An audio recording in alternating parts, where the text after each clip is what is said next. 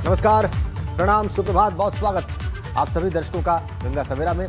आपके साथ मैं राजेंद्र देव और राजेंद्र के साथ मैं हूं स्नेहलता। बहुत स्वागत है सुप्रभात करते हुए। अब आगे बढ़ते हैं। पहली खबर जिसका जिक्र करेंगे वो है लखीमपुर कांड से जुड़ी अपडेट। आज कोर्ट में आशीष मिश्रा की पेशी होनी है। आशीष मिश्रा की पुलिस हिरासत की मांग पर सुनवाई शनिवार को हुई थी। आरोपी आशीष मिश्रा की गिरफ्तारी 12 घंटे की पूछताछ के बाद हुई थी और अब इसके अगले चरण की ओर ये पूरी प्रक्रिया बढ़ती है, जहां हिरासत के लिए सुनवाई शनिवार को हुई थी। अब पेशी की बात आती है तो सुबह 11 बजे के बाद जिला अदालत में सुनवाई होनी है। तो आज का दिन अहम है। 11 बजे का वक्त तय है। 12 घंटे की पूछताछ के बाद जब आशीष मिश्रा की गिरफ्तारी हुई और अब लखीमपुर कांड से जुड़ी जो बड़ी अपडेट ये है कि कोर्ट में आशीष मिश्रा को पेश किया जाएगा और पुलिस हिरासत की मांग की सुनवाई हुई थी शनिवार को और आज 11 बजे आरोपी आशीष मिश्रा की पेशी होनी है और इस पर सुनवाई होगी। अब क्या चल रहा है ग्राउंड पर, ये जानने के लिए रुक करेंगे। सहयोगी विवेक त्रिपाठी लगातार बने हुए हैं, इस पूरे प्रकरण को शुरू से फॉलो कर रहे हैं और विवेक बताएंगे कि आज किस तरीके की अपडेट है। विवेक, क्या हलचल रहने वाली है? देखिए स्नेहलता, आज दोनों पक्षों से अर्जी दी जाएगी कोर्ट में। पुलिस अपनी तरफ से अर्जी देगी रिमांड के लिए कम से कम 14 दिन की रिमांड मांगी जाएगी और तर्क दिया गया है कि तमाम पूछताछ करनी है इनसे और ऐसे सवाल जिनका उत्तर नहीं दिया था या जिनका गलत उत्तर दिया था उसको वेरीफाई करना है। घटना स्थल ले जाएंगे, हो सकता है कि वहाँ क्राइम सीन का इस रिमांड अवधि के दौरान रिक्वेशन भी कराया जाए कि वो वहाँ कितने बजे थे। जैसा कि आशीष मिश्रा का कहना है कि वो दोपहर में कुछ देर के लिए गए थे कार्यक्रम स्थल से, जो तिकोनिया में बनवीरपुर उनके गाँव में कार्यक्रम स्थल था, दंगल जहाँ होना था। लेकिन अगर वो गए थे तो कहाँ गए थे उनसे ये पूछा जाएगा, जांचा जाएगा और जहाँ जाने की बात वो बताएंगे वहाँ के सीसीटीवी फुटेज निकाले जाएंगे। तो ये सारी प्रक्रिया आज इतने सारे रिमांड की जो अर्जी होती है उसमें माफ़ कीजिएगा, उसमें लिख कर देंगे तमाम। चूंकि कोर्ट में मांगा जाता है कि आपको रिमांड क्यों चाहिए और क्या क्या बरामदगी करनी है, क्या क्या काम करने हैं। अच्छा। बहुत सारे नाम सामने आने हैं। अंकित दास से उनके संबंध थे तो अंकित दास वहाँ थे या नहीं थे, इस बारे में जानकारी ली जाएगी। और जो गोलियाँ, जो कारतूस मिले हैं जीप में और फॉर्च्यूनर कार में जिनको जला दिया गया था, उनके बारे में पूछा जाएगा कि वो कारतूस कहाँ से आए, कैसे आए, क्या वो लाइसेंसी असलहे के थे, अगर लाइसेंसी असलहे के थे तो वो असलहे कहाँ हैं, असलहे बरामद किए जाएंगे। ये पुलिस की तरफ से होगा। जबकि जो बचाव पक्ष है, जो अवधेश सिंह इनके वकील हैं, उनसे वो विरोध करेंगे। उन्होंने कहा था कि हम जमानत जो रिमांड अर्जी है उसका विरोध करेंगे, चूंकि पुलिस पहले ही 12 घंटे तक पूछताछ कर चुकी है और इतनी लंबी पूछताछ के बाद कोई ज़रूरत नहीं है, इतनी रिमांड की कोई ज़रूरत नहीं है, तो वो विरोध करेंगे। और दूसरी तरफ वो एक अर्जी जमानत के लिए भी देंगे। सेशन कोर्ट में सबसे पहले अर्जी डाली जाएगी, वहाँ से अगर खारिज हो जाएगी तब वो हाई कोर्ट में अर्जी देंगे और उनका तर्क होगा कि इस मामले में किसी भी तरह का इन्वॉल्वमेंट नहीं है। जैसा उनके आशीष मिश्रा के पिता भी कहते आए हैं, पहले दिन से उन्होंने कहा कि उनके बेटे का कोई इन्वॉल्वमेंट नहीं है, वो अपराध में लिप्त नहीं है और वो उस समय कार्यक्रम स्थल पर था ही नहीं। जब जिस समय वारदात हुई वो ना कार्यक्रम स्थल पर था और ना ही जो घटना स्थल है तिकोनिया में वहाँ था। तो ये सारी चीज़ें पुलिस वेरीफाई करेगी कि कहाँ थे आशीष मिश्रा, किसके साथ थे, उनके साथ कौन कौन लोग थे। घटना स्थल भी उनको इस अवधि के दौरान अगर रिमांड स्वीकृत हो जाती है तो घटना स्थल भी उनको ले जाया जाएगा और वहाँ पर लोगों से पूछा जाएगा, बातचीत की जाएगी, वहाँ उनसे सत्यापन कराया जाएगा,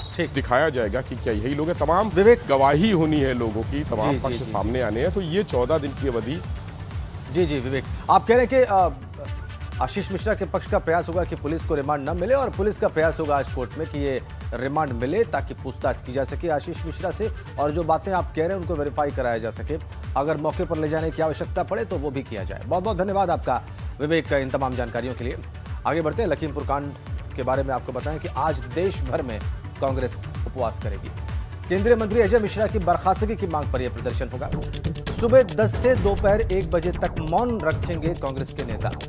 सभी आरोपियों की गिरफ्तारी की भी मांग की जाएगी। इस उपवास के जरिए अजय मिश्रा को बर्खास्त करने की मांग के लिए उपवास किया जाएगा।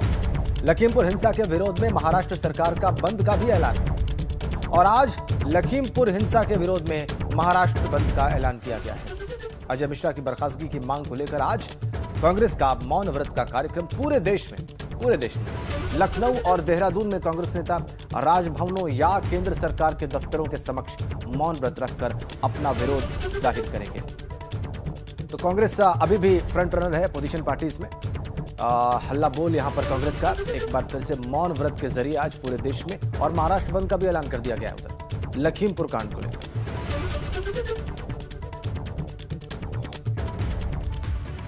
बात लखनऊ की करते हैं, जहां किसान आंदोलन को लेकर सुरक्षा व्यवस्थाओं को बढ़ाया गया है। 20 संवेदनशील जिलों में अतिरिक्त पुलिस अफसर तैनात किए गए हैं। लखीमपुर खीरी में 10 आईपीएस अफसर तैनात किए गए हैं। तो देखिए, जो संवेदनशील जिले हैं वहां पर पुलिस की तैनाती की गई है, ऑफिसर्स को जिम्मेदारी दी गई है, उनकी जवाबदेही होगी शांति व्यवस्था कायम रखने के लिए। और लखीमपुर खीरी में तो 10 आईपीएस को तैनात किया गया है, उनकी पोस्टिंग रहेगी ताकि शांति व्यवस्था बनी रहे। किसान आंदोलन को लेकर ये सुरक्षा बढ़ी है, और जिस तरीके से हमने आपको पहली खबर बताई कि कांग्रेस भी प्रदर्शन करने वाली है, दो वो मौन व्रत होगा, बावजूद इसके एहतियात बढ़ता जा रहा है।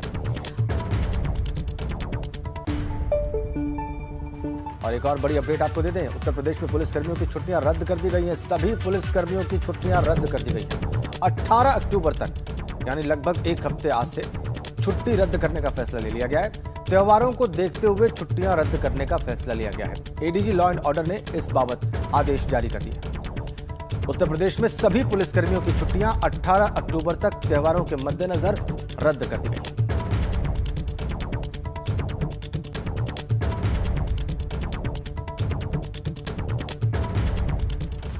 अब खबर लखनऊ से है, जहां चिन्हट इलाके में पुलिस और बदमाश के बीच मुठभेड़ हुई है। दोनों तरफ से फायरिंग हुई है। 2 बदमाश पुलिस की गोली से घायल हुए हैं, जबकि एक बदमाश भागते वक्त पकड़ा गया है। पुलिस के मुताबिक ये बदमाश बांग्लादेशी डकैत गिरोह से हैं।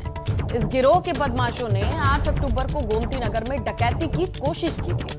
फिलहाल अब ये पुलिस की गिरफ्त में है। एक पुलिस की गोली से घायल हुआ है, दूसरे को भागते वक्त पुलिस ने घर दबोचा है। बताया जा रहा है बांग्लादेशी गिरोह से ताल्लुक रखते हैं ये।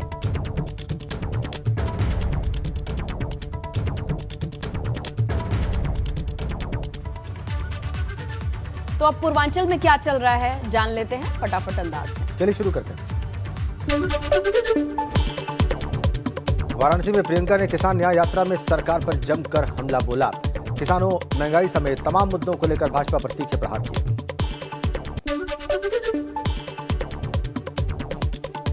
मनीष गुप्ता केस में फरार दरोगा विजय यादव की तलाश में छापेमारी जारी। जौनपुर में आरोपी के आवास पर पुलिस ने छापा मारा। 2 बार दबिश देने के बाद 1 लाख का इनामी दरोगा विजय यादव हाथ नहीं आया। वहीं मनीष गुप्ता केस में फरार 2 पुलिसकर्मियों को पुलिस ने गिरफ्तार कर लिया है। मुख्य आरोपी जगत नारायण सिंह और फल मंडी चौकी इंचार्ज अक्षय मिश्रा गिरफ्तार हो चुके हैं। आज कोर्ट में इनकी पेशी होगी।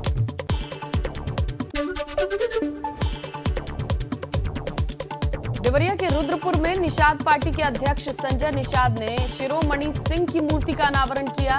विपक्ष पर हमला बोला, कांग्रेस को डूबता जहाज बताया, तो अखिलेश पर तंज कसते हुए कहा कि उनसे परिवार नहीं संभल रहा।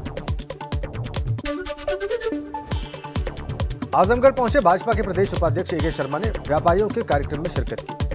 वहां पर उन्होंने कहा कि व्यापारियों की समस्याओं को सरकार तक पहुंचाएंगे।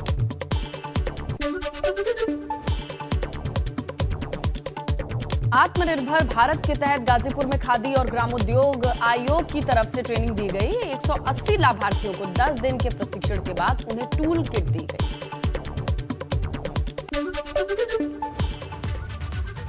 तो पूर्वांचल की खबरें आपने सुपरफास्ट अंदाज में देखी। आइए आगे बढ़ते हैं, बड़ी अपडेट आपको देते हैं। बड़ी खबर है मनीष गुप्ता केस से जुड़ी हुई। आज कोर्ट में 2 आरोपियों की पेशी होगी। सीजीएम कोर्ट में गिरफ्तार हो चुके 2 आरोपियों की पेशी आज की जाएगी। कुछ घंटे बाद दीवानी न्यायालय में दोनों की पेशी होनी है। कल गिरफ्तार हुए थे आरोपी जेएन सिंह, जगत नारायण सिंह और अक्षय मिश्रा, और अभी भी 4 फरार आरोपियों की तलाश में छापेमारी जारी है। आपको यह भी बताएं कि आज मनीष गुप्ता की 13वीं भी। दरअसल कानपुर के व्यापारी मनीष की गोरखपुर के एक होटल में संदिग्ध मौत हुई थी, और इस मामले में 6 पुलिसकर्मी शक के घेरे में हैं। उन पर हत्या का आरोप लगा है। इस मामले में एसआईटी जांच भी लगातार चल रही है।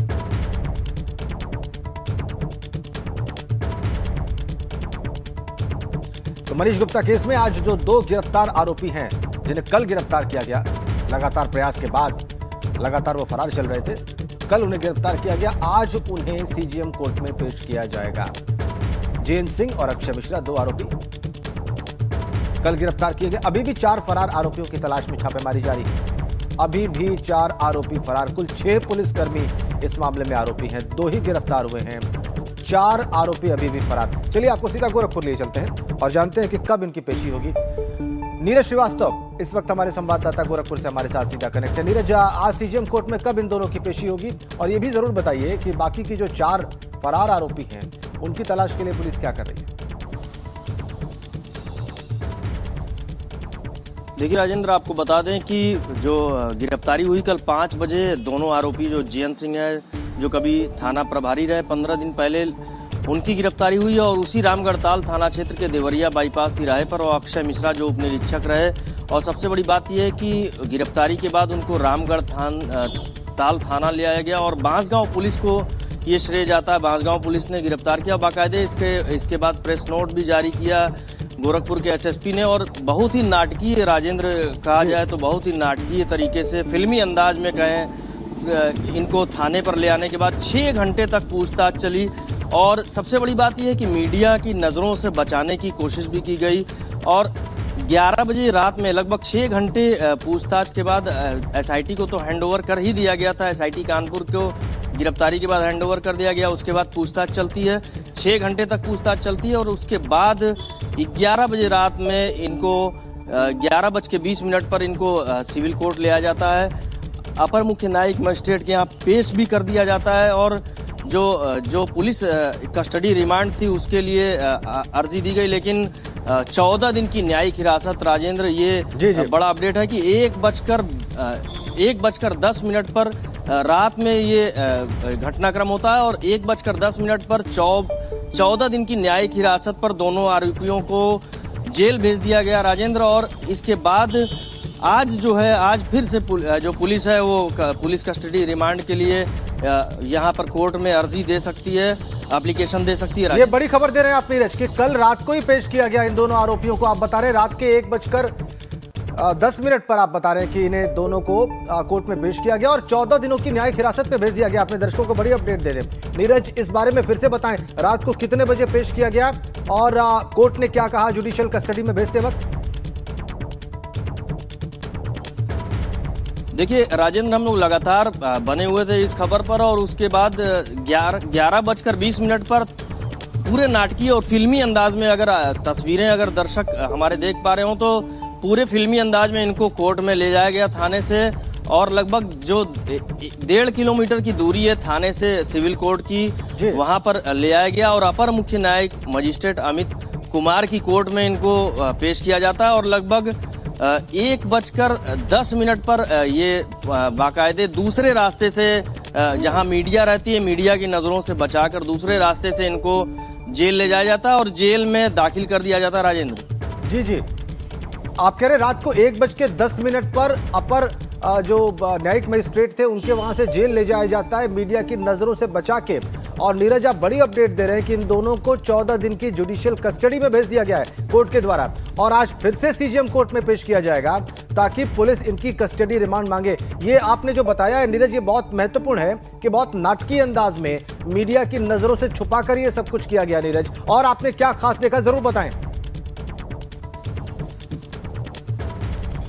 बिल्कुल, देखिए जो 6 घंटे का समय था थाने पर, जो राजेंद्र हम लोग बने रहे, लगातार बने रहे, और जो चाय और कॉफ़ी का जो दौर था वो लगातार चल रहा था, और अंदर जो आला अधिकारी थे वो लगातार पूछताछ भी कर रहे थे। और जो खबर है कि बाकायदे इनका जो वीडियोग्राफी है, बयान भी इनका लिया गया, और एक के बाद एक जो गोरखपुर पुलिस के आला अधिकारी हैं और जो एसआईटी कानपुर है लगातार इनसे पूछताछ करती रही। और सबसे बड़ी बात यह है कि जो अभी पुलिस कस्टडी रिमांड नहीं मिल पाई है, तो जो साक्ष्य संकलन है और इसके अलावा और भी जो जानकारी, जो अहम पुख्ता जो सबूत हैं वो जुटाने के लिए इनको फिर से इनको पुलिस कस्टडी लेने के लिए इनके फिर से जो है अर्जी कोर्ट में दी जा सकती है। और आज और कल का जो समय है वो काफ़ी अहम है। और सबसे बड़ी बात ये राजेंद्र की जो 4 जो अन्य आरोपी हैं उनको भी गिरफ्तार करने का एक बड़ा दबाव है। कानपुर एसआईटी की बात करें चाहे गोरखपुर पुलिस की बात करें, हालांकि ये बड़ी कामयाबी कही जाएगी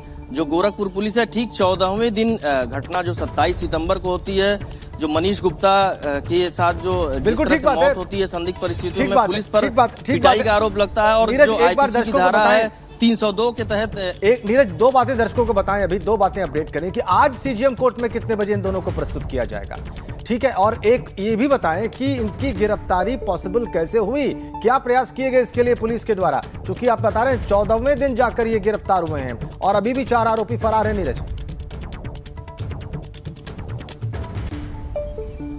जी बिल्कुल, देखिए आज और कल का जो राजेंद्र समय है, पुलिस कस्टडी रिमांड लेने के लिए उनको कोर्ट लाया जा सकता है और अर्जी भी दाखिल की जा सकती है कोर्ट में कि उनको किसी भी तरह से पुलिस की कस्टडी में लिया जा सके, ताकि जो आगे की जो कार्रवाई है उसको सही ढंग से पूरा किया जा सके, जो साक्ष्य जुटाना है, सबूत जुटाना है, ये कार्रवाई की जा सके। और जो गिरफ्तारी की जहां तक राजेंद्र बात है, जो बताया जा रहा है कि रामगढ़ताल थाना क्षेत्र का जो देवरिया बाईपास जो तिराहा है, वहां से दोनों की गिरफ्तारी होती है। और सबसे बड़ी बात यह है कि दोनों की गिरफ्तारी, ये पूरा घटनाक्रम पुलिस को अरेस्ट करना, उसी थाने के पास से अरेस्ट करना जहां वो इंचार्ज हुआ करते थे, उन्हें पूछताछ गिरफ्तार करने वाले वही दफ्तर जहां कहीं भी वो इंचार्ज बन के बैठा करते थे, वहां उनसे पूछताछ चल रही है, उनकी वीडियोग्राफी चल रही है और ये सारी चीजें कानों कान मीडिया की आंखों से दूर हो रही हैं। ये तमाम चीजें चल रही हैं, इस पर आप नजर बनाए रखिएगा। बिल्कुल, और गंगा सवेरा का एक बहुत स्पेशल सेगमेंट है जिसे हम कहते हैं नेताजी फिट हैं तो हिट हैं। देखिए, राजनीति इतनी आसान चीज है नहीं, लोगों के दिलों में पैठ बनाना और इसके साथ अपनी सामाजिक जीवन में व्यक्तिगत जीवन को बैलेंस रखना, ये एक बहुत बड़ा स्किल समझा जाए तो कुछ गलत नहीं होगा। लेकिन ये काम कैसे होता है? ये तमाम चीजें तभी हो पाएंगी जब आप फिजिकली फिट हों। इसीलिए हमने सोचा है कि यूपी विधानसभा चुनाव की सरगर्मियां जब इतनी नजदीक हैं तो जाहिर है नेताजी बिजी होने की चुनौती उनके सामने है। इस चुनौती के लिए नेताजी कितने फिट हैं, यानी नेताजी फिट हैं तो हिट हैं। हम बात कर रहे हैं उन नेताओं की जो खुद को इस बिजी शेड्यूल के बावजूद भी फिट रखते हैं। और फिट रखने के लिए वो करते क्या है, तो चलिए आज हम आपको दिखाएंगे कानपुर के सीसामऊ सीट से विधायक इरफान सोलंकी के फिट रहने का हिट फॉर्मूला।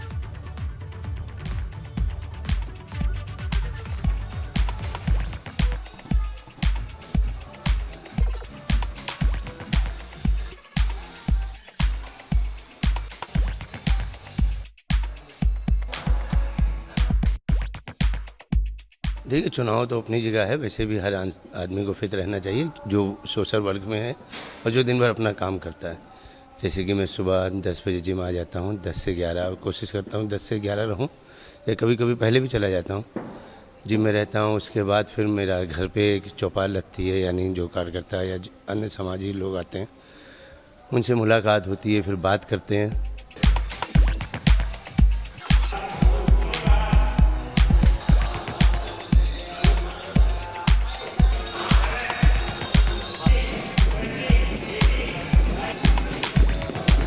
ब्रेकफास्ट करते हैं, फिर 2 बजे के बाद हम लंच करते हैं।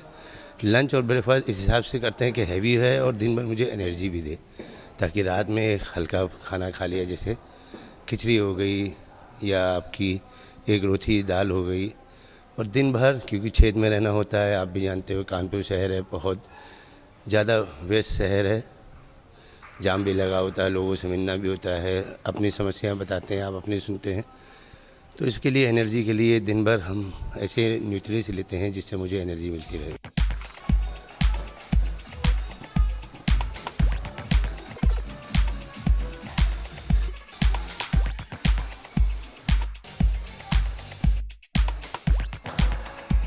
देखिए, ब्रेकफास्ट में तो सबसे पहले मैं शहद लेता हूँ, दूध, दलिया, 2 अंडे लेता हूँ और 2-3 ब्रेड लेता हूँ, जिससे एक अच्छी एनर्जी मिल जाए। और जो लंच होता है, लंच में मैं प्रेफर करता हूँ चिकन या मटन हो, जिससे मुझे प्रोटीन और एनर्जी मिलती रहे और दिन भर काम होता रहे। शाम को 4-5 बजे या 6-7 बजे जो मेरा ऑफिस है वहाँ पे चाय का इंतज़ाम हो जाता है। फिर 9 बजे 9:30 बजे मैं आता हूँ अपने घर, वहाँ आके 10 बजे तक डिनर करके फिर 12 बजे तक कोशिश करता हूँ 12 और 1 बजे तक सो जाऊँ। इरफान सोलंकी को आपने देखा और फिटनेस का मतलब हो सकता है जिम जाना, लेकिन जरूरी नहीं है। फिटनेस का मतलब फिजिकली, मेंटली अपने लिए अच्छा फील करना भी हो सकता है राजेंद्र। जरूरी नहीं है कि आप स्लिम ट्रिम हो तभी आप अपने आप को फिट महसूस करो।